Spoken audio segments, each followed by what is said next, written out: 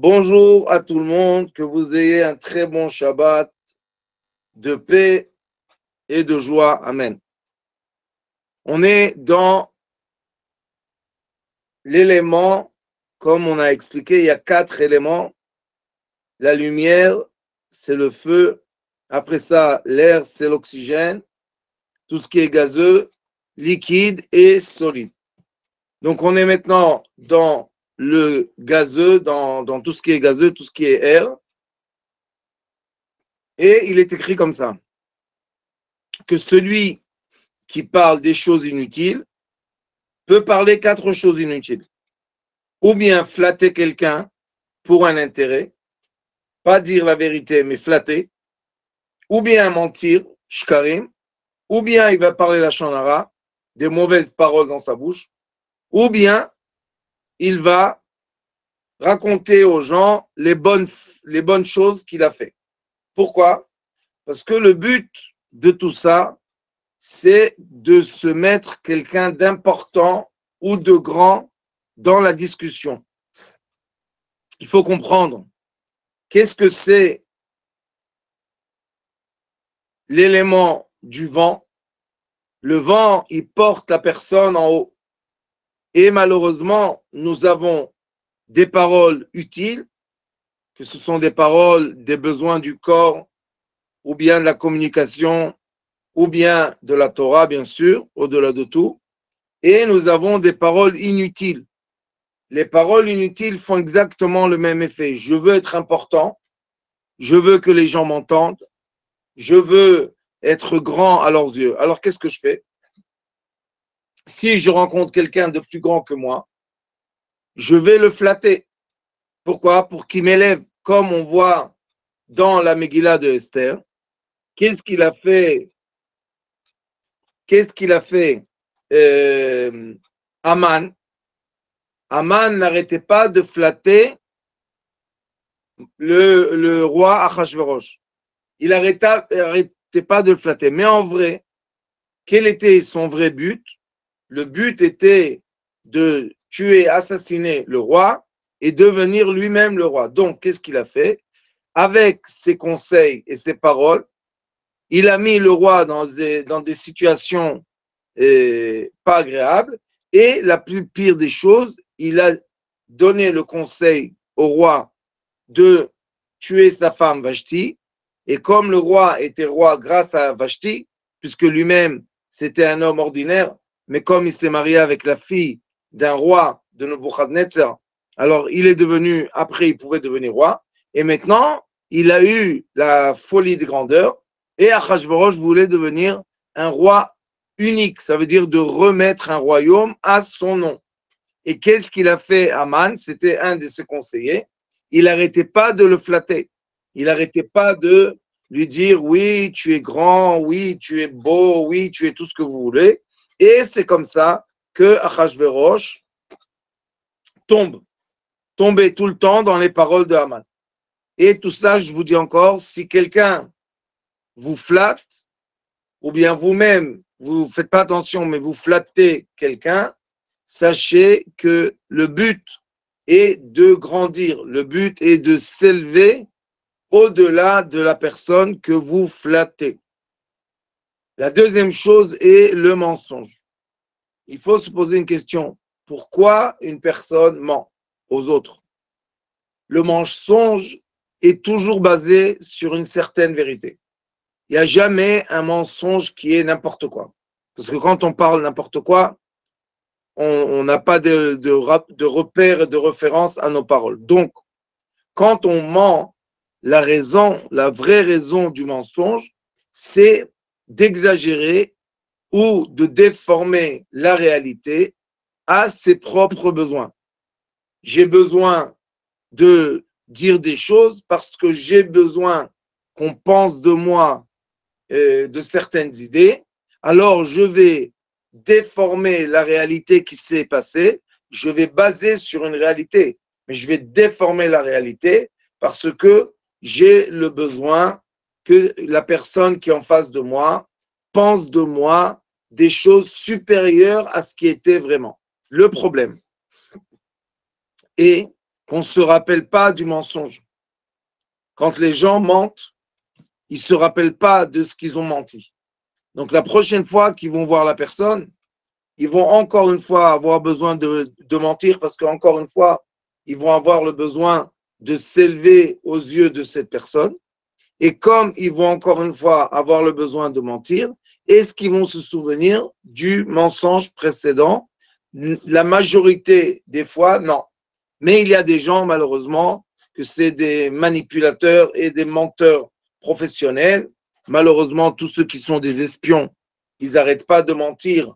Et dans leur pays, c'est des héros, mais dans le pays ennemi, c'est les plus bas des gens. Et ces gens-là mentent. Pourquoi? Parce qu'ils ont besoin de montrer aux autres une autre façade d'eux-mêmes. Je m'appelle par exemple Yosef Rai, je vais dire que je m'appelle David. Maintenant, je n'ai pas rencontré la personne un an, elle va me dire comment tu t'appelles? L'instinct est de dire la vérité. Mais qu'est-ce que je vais devoir faire? Je vais devoir penser quel est mon nom. Juste, je vous dis une chose pour savoir jusqu'où va la technologie et ne pensez pas que les technologies des puces dans la tête des gens, c'est quelque chose de nouveau. Nous, on connaît ça, Blainara. Et sachez qu'il y a aujourd'hui dans le monde de l'espionnage, malheureusement, il y a eu des gens qui ont été attrapés, torturés et ils ont parlé les vérités, tout ce qu'ils savaient. Et aujourd'hui, dans le monde de l'espionnage, il y a une technologie que quand la personne passe la douane ou elle arrive vers la douane du pays qu'elle doit aller, on lui envoie un message dans son cerveau et maintenant, la personne vraiment connaît une nouvelle identité. Mais vrai. C'est pas, maintenant, c'est plus un mensonge. Maintenant, c'est une technologie qui change l'identité de la personne. Tout. La personne, elle dit naturellement le nouveau prénom, la famille, tout. Et tout est programmé à distance. Et c'est comme ça que les personnes, pourquoi ils ont fait ça? Parce que le mensonge se ressent. Quand une personne ment, il y a quelque chose en nous qui ressente le mensonge. Pourquoi? Parce qu'elle doit changer la vérité. Et comme elle doit changer la vérité, il y a, à mon avis, je dis quelque chose maintenant qui est juste mon petit avis, il doit y avoir certaines hormones qu'on diffuse de notre corps quand on ment, parce qu'on est dans la défense, quand on ment, on fait attention de ce qu'on dit pour ne pas être attaqué. Quand on ment, on veut flatter. Quand on ment, on est mal à l'aise. Donc, il y a sûrement des hormones. Et nous, les gens qui entendent le mensonge, la personne, des fois, qui ment ne fait même pas attention qu'elle ment. Vraiment, ça arrive que les gens ne font même pas attention qu'ils mentent. Mais nous, qui sont dans l'autre côté, on ressent le mensonge. On ne peut pas expliquer, mais il y a quelque chose qui ne colle pas. Qu'est-ce que c'est ce ressenti? Ce sont nos hormones qui ont capté les hormones de la personne en face de nous et on a un discours, comme vous savez très bien, dans beaucoup de degrés de connexion. Et un des degrés de connexion, c'est la parole des hormones, la communication des hormones. Donc, quelqu'un qui ment et qui est mal à l'aise et qui a peur aussi qu'on attrape le mensonge. Donc, et on peut voir ça très bien chez les petits-enfants. Parce que les enfants, ils sont encore purs et ils ne savent pas encore manipuler les choses. Donc, quand ils mentent, la maman, elle voit tout de suite qu'ils mentent. D'où elle sait? C'est un ressenti. Donc, qu'est-ce qu'ils ont fait? Ça, c'est depuis la guerre qui était en Afghanistan, je crois, Pakistan. Et vous savez que les dernières forces sont sorties de là-bas. Les Américains sont sortis l'année dernière. Les dernières forces. Les Pakistanais, il y avait un grand problème de communication avec les soldats. Et vous savez qu'au Pakistan, toutes les armées du monde ont fait là-bas des essais sur ce peuple, que Dieu nous en préserve. Mais le peuple a réussi de gagner et de faire fuir les Américains et toutes les autres puissances mondiales. Donc, quel était le problème là-bas qui faisait la guerre? mais ils n'arrivaient pas à envoyer les ordres aux soldats. Alors, ils ont développé une puce qui mettait dans le cerveau.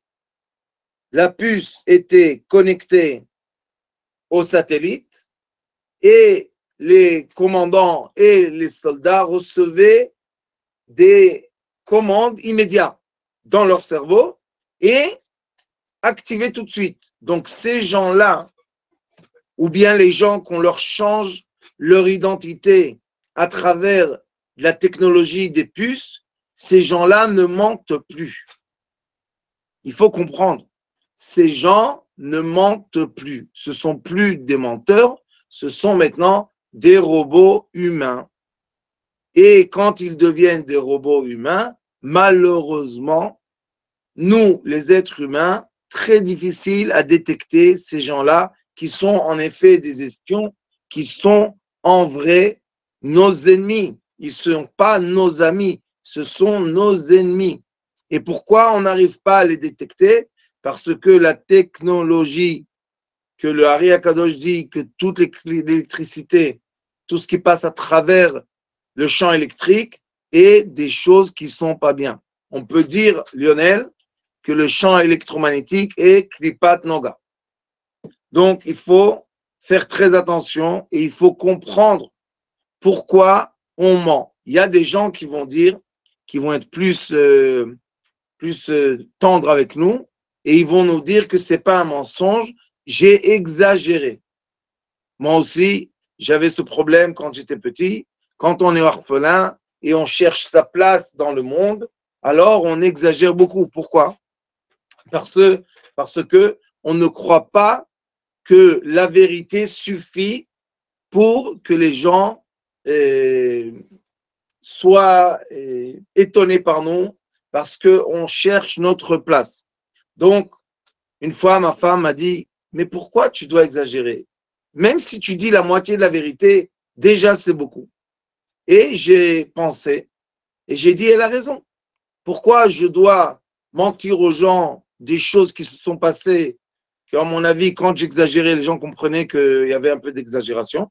Et quand on exagère et on ne dit pas les vérités telles qu'elles étaient, c'est un grand problème. C'est un problème de communication.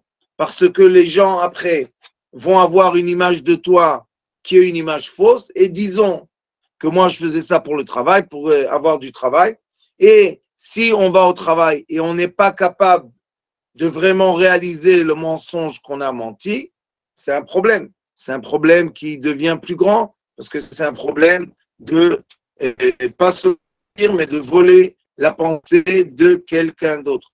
Donc, Assur les shaker. Et dans les 10 commandements, il est écrit Lot shaker.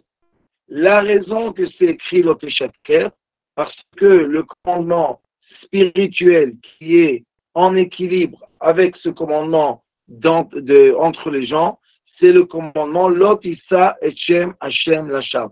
Tu n'as pas le droit de utiliser le nom de Dieu pour rien. C'est quoi pour rien? Pour le mensonge. Mais comme on sait très très bien qu'il est écrit dans la Torah, Vaipach ba'apiv nishmat chaim. Dieu a soufflé le vent, il a soufflé le vent de vie dans l'être humain et à chaque instant, on reçoit la vie à travers l'oxygène, comme vous savez très bien. Donc, j'utilise l'oxygène qui m'a été donné de vie, j'utilise la source de vie et malheureusement, je la transforme en mensonge. Ce qui se passe, l'effet spirituel est que malheureusement, l'autre côté, le côté arrière, le côté pas bien, se nourrit de cette vitalité. Il faut comprendre ça. Et c'est pour ça que nous avons des fois en nous de l'envie de mentir. Ou bien on va mentir et on n'arrive pas à se rattraper. Parce que c'est l'autre côté qui veut pomper de nous, l'être humain. On est le seul que le côté arrière, le côté des démons, peuvent se connecter à nous et peuvent pomper de nous. Ils peuvent vraiment pomper de la vitalité à travers l'oxygène qui sort de notre bouche. Si il est écrit Piv velibo shavim, ça veut dire que ce qu'on a dans notre cœur, la vérité, c'est ce qui sort dehors, alors tout va bien. Mais si on a dans le cœur quelque chose et ça sort, souffle de vie, au côté extérieur. Et c'est comme ça que malheureusement, dans notre sphère personnelle, dans le Reshut HaYechid à nous, nous avons chacun de nous une sphère personnelle dans laquelle on vit, dans laquelle on se réalise. Dans cette sphère personnelle, malheureusement, il va y avoir des nuages ou bien des sources d'air qui vont être polluées. Et plus je mens, et plus je crée de la pollution dans ma sphère. Donc après, je respire cette pollution. Et comme je respire la pollution, j'expire la pollution. Et des fois, malheureusement, les gens n'arrivent pas à ne pas mentir. Et on leur dit, mais à quoi ça sert? À quoi ça sert? À la fin, les gens disent que tu es un menteur. Il sait en lui, intérieurement, il comprend le problème. Mais comme je vous ai expliqué, c'est le mauvais penchant qui fait ça. Donc, le mauvais penchant, quand on commence à l'utiliser, un jour, c'est lui qui nous utilise. Vous savez, ça se renverse. Au début, on utilise les mauvaises choses qui peuvent nous donner les mauvais outils parce qu'on pense que ces outils-là vont aller plus vite et on va avoir des résultats beaucoup plus vite. Mais à un moment, c'est les outils qui commencent à nous utiliser. Et dès qu'on est devenu, ça s'appelle dans la Torah Nirpe. Nirpe, ça veut dire que l'être humain, malheureusement, il est soumis aux forces extérieures. Et quand il est soumis aux forces extérieures, ça y est, maintenant, il est devenu l'esclave du mauvais penchant. Et le mauvais penchant va l'emmener à, si on a la parole de mensonge, donc on a la pensée pour mentir, on a la parole pour mentir, et malheureusement, ça arrive au fait qu'on a dans nos mains et dans nos pieds, on va aller voler, on va être violent, ça va déclencher toute une boule de neige qui est dans le côté négatif. La boule de neige ne sera pas blanche à la fin de cette pente, elle sera complètement noire. Donc, il faut faire très attention. Et si quelqu'un, il a dit un mensonge, je vous donne un conseil, parce que j'ai travaillé sur moi ça, je ne pensais pas que je mentais, je pensais que j'exagérais, mais ne pas dire la vérité, c'est de mentir. Donc, il faut faire attention, et quand on ment, il faut vite se rattraper et vite redire la vérité. Maintenant, je vais ouvrir une très grande parenthèse qui est un très grand problème d'éducation du monde occidental qui crée la référence de l'être humain à la machine. Sachez qu'une machine, disons que j'ai programmé la machine à faire le compte de 1 et 1, ça fait 3. Malgré que quand j'ai en face de moi une pomme et une pomme, j'ai 2 pommes. Mais comme je peux programmer la machine, je programme la machine que 1 et 1 égale 3. Maintenant, j'utilise cette machine, mais toujours 1 et 1 sera 3. Ça veut dire que la machine, ce n'est pas une question de mentir. La machine ne ment pas. La machine est programmée. L'être humain n'est pas programmé de façon définitive comme la machine qui n'a aucun libre arbitre. Nous, on est avec un libre arbitre. Ça veut dire que l'être humain choisit, tant qu'il peut avoir le choix, il choisit de dire ce qu'il dit. Des fois, malheureusement, on va rencontrer des gens qui sont complètement soumis au mal, donc ils n'ont plus aucun choix et ils ne savent même plus parler aucune vérité. Il y a des gens comme ça que c'est affreux de parler avec eux. Rien est de vrai. Tout, ce sont des imaginations négatives. Pourquoi? Parce que cette personne-là, ça y est, elle est attrapée par le mauvais côté, ou bien il est écrit qu'à la naissance, avant la naissance, les parents se sont comportés d'une certaine façon entre eux quand ils ont conçu le bébé, et à cause du comportement des parents, le bébé qui va naître est déjà un bébé soumis aux forces extérieures. Malheureusement, il va être à la naissance, il va grandir. Même quand il est enfant, on voit déjà que cet enfant est complètement soumis aux forces négatives. Il est attiré par tout ce qui est négatif, et tout ce qui est violent, et tout ce qui est mensonge, et tout ce qui est vulgarité. Et quand on compare l'être humain à la machine, donc l'être humain essaye d'être parfait comme la machine. Mais l'être humain ne peut pas être parfait comme une machine. L'être humain a toujours un certain choix, un certain libre arbitre.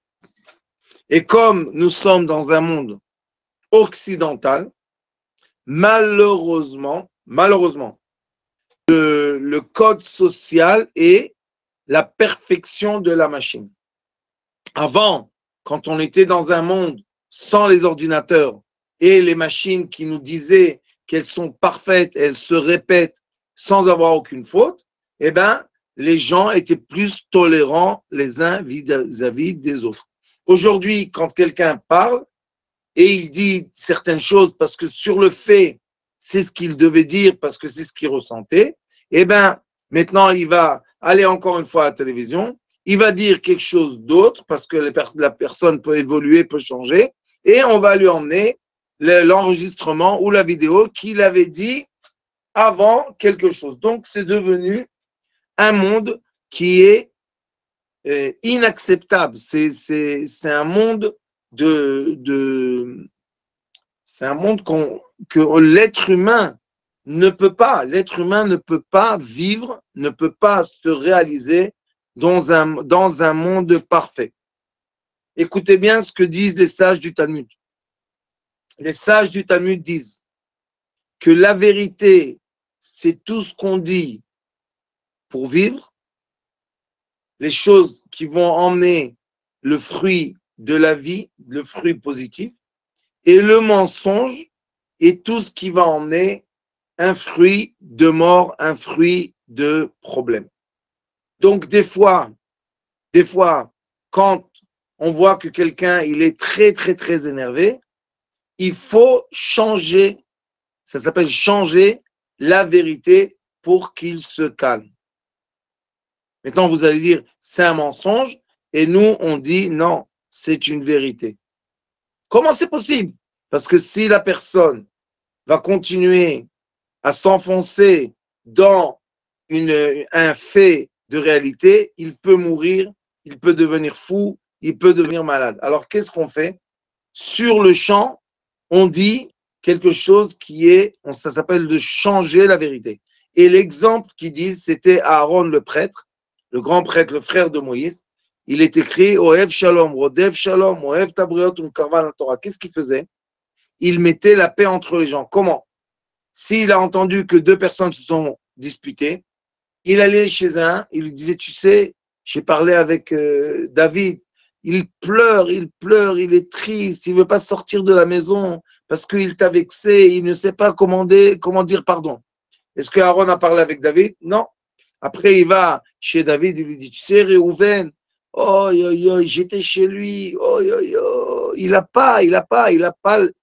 honte de venir te parler, il a honte, mais en vrai, tu es son frère, tu es son ami, jamais de la vie il aurait fait ça, c'est une erreur. Et tout ce qu'il a dit est faux. Sauf que quand David et Réhouven vont se rencontrer, ils vont tomber l'un dans les bras des autres et ils vont faire la paix entre eux. Est-ce qu'il a menti? C'est une grande question. Comme je vous ai dit que le mensonge est en relation, il est parallèle au commandement divin de ne pas prononcer le nom de Dieu pour rien. Et le nom de Dieu, comme on sait très très bien, c'est Shalom, la paix. Donc, si j'ai réussi avec la parole que je reçois de Dieu, avec le souffle que je reçois de Dieu, j'ai réussi à mettre la paix entre deux personnes, est-ce que j'ai menti ou pas? D'après nos sages, ça ne s'appelle pas un mensonge. Pourquoi? ça ne s'appelle pas un mensonge, parce que j'ai mis la paix entre deux personnes. Mais si j'ai dit la vérité, j'ai été voir Reuven, je lui ai dit, tu sais, et vraiment, hein, j'étais chez David, et David, bah, qu'est-ce qu'il parle de toi? Il te méprise, tu es pour lui le rien de rien, il veut plus te voir, il te déteste à mourir. Et après, Reuven, il va dire, moi aussi, je peux pas le voir, si je le vois, je le tue. Hop, je vais chez David. Je lui dis, tu sais qu'est-ce qu'il m'a dit Reuven? Que s'il te voit dans la rue, il te tue tellement il te déteste. Maintenant ça, j'ai dit seulement la vérité. Et quand ils vont se rencontrer, Dieu nous en préserve, quel désastre peut se passer quand deux personnes, on leur a monté la tête un contre l'autre, malgré qu'on a dit des vérités, on a répété la vérité. Donc, il faut faire très attention que le mensonge, malheureusement, c'est une partie de ce qu'il a dit ici, qui est l'orgueil. Quand on a de l'orgueil, on a l'envie que les gens pensent de nous qu'on est spécial, qu'on est autre des autres, qu'on est différent, qu'on est, je ne sais pas moi, très grand. Mais à la fin, quand on a menti, on n'est ni grand ni très grand. Au contraire, on est les plus bas des gens. Donc, le mensonge, c'est une réaction des êtres humains qui est complètement normale. Mais c'est le côté négatif. C'est le côté négatif qu'on doit savoir travailler. N'oubliez pas, s'il vous plaît, que le souffle est le cadeau gratuit de Dieu. Si on prend le souffle d'une personne, elle peut tenir 2, 3 minutes, 5 minutes au maximum, et puis après, c'est fini. Si on prend le manger, on peut ne pas manger beaucoup de temps. Regardez, ils ont sauvé de la Turquie une jeune fille qui était 10 jours déjà sous les gravats. Donc, on voit que ne pas manger et ne pas boire, ce n'est pas un problème. Mais ne pas respirer, c'est un problème. Qui donne le souffle? Est-ce que le souffle, c'est quelque chose de naturel ou bien on est animé à chaque instant? Le roi David disait Al-Kol Neshima ou Neshima. Sur chaque souffle qu'on a, on doit remercier Hachem qui nous fait vivre. Mais s'il prend le souffle, c'est fini. La personne, malheureusement, quitte ce monde. Donc, il faut faire attention. La parole est,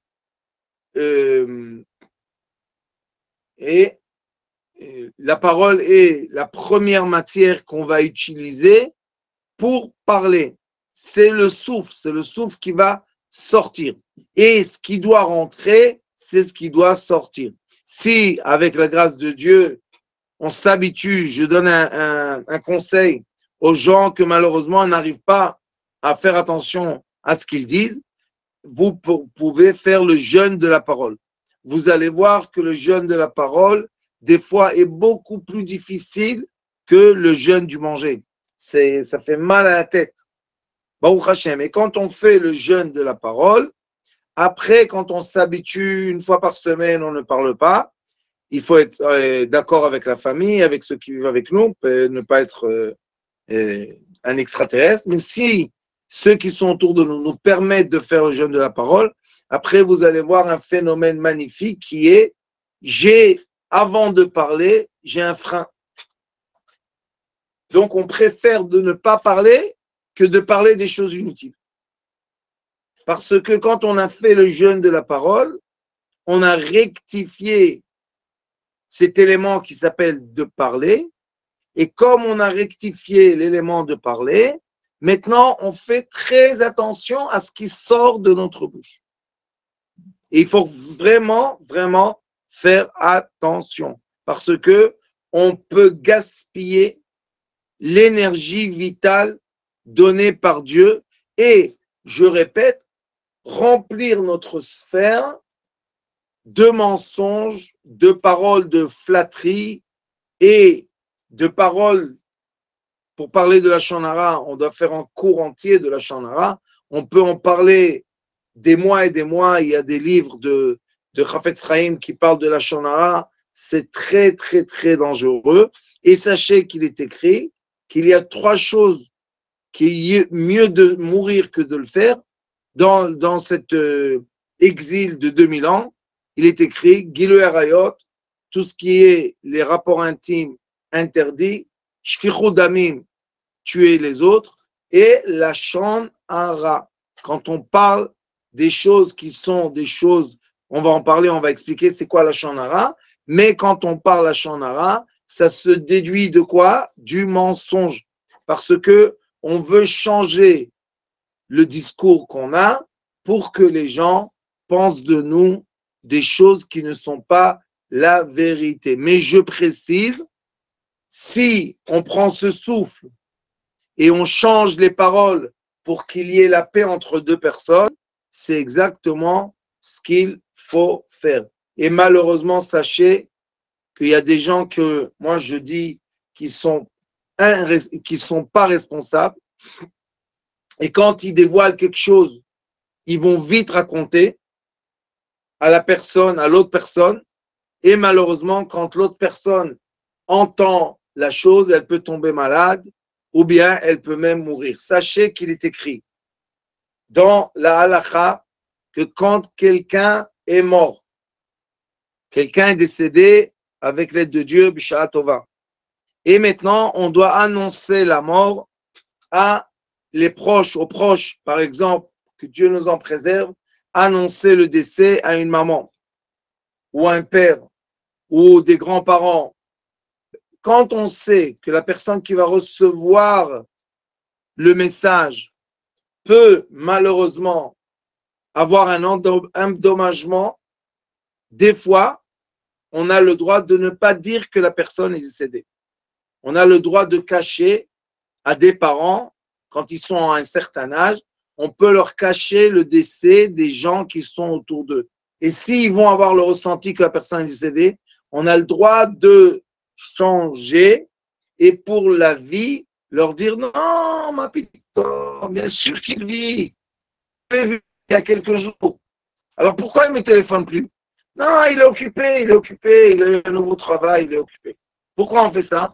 Parce qu'on sait que si la personne va avoir le message et va voir, Dieu nous en préserve, les parents qui voient la tombe de leurs enfants, c'est un désastre. Je sais et je peux entendre que vous allez me dire, oui, mais ils n'ont pas pris le deuil, donc ça va être plus pénible pour eux si quelqu'un va leur dire, et après, mais sachez que quand on s'éloigne du moment vrai d'une chose, la chose qui s'est passée a un effet plus faible. Donc, si les parents vont dévoiler par hasard, quelqu'un va venir leur dire « Oh, on est triste pour vous que votre fils est décédé », eh bien, s'ils vont entendre ça 1 an après, 2 ans après, 3 ans après, ça va être beaucoup moins douloureux. Une deuxième chose, il est écrit que si on décide oui de dire, écoutez bien la halakha, si on décide oui de dire aux parents que leurs enfants, quelque chose s'est passé avec eux, si on décide de le dire, on doit emmener un docteur, le docteur doit donner un calmant avant que la personne entende la chose. Pourquoi? Parce qu'elle n'est pas capable de l'entendre. C'est très, très difficile. Donc, vous voyez qu'il y a des fois dans la vie que même la halakha, elle dit, tu dois changer pour la paix. Je répète, changer mes paroles pour la paix, ça ne veut pas dire mentir. Mentir, ça veut dire je change mes paroles pour mon orgueil, pour me gonfler, pour qu'on pense que je suis important. Mais là, on ne parle pas de ça. On ne parle pas de l'intérêt personnel, mais on parle de l'intérêt de Dieu, qu'il y ait la paix sur terre entre les gens. Donc, il faut faire très, très attention. Je vous remercie pour ce cours magnifique.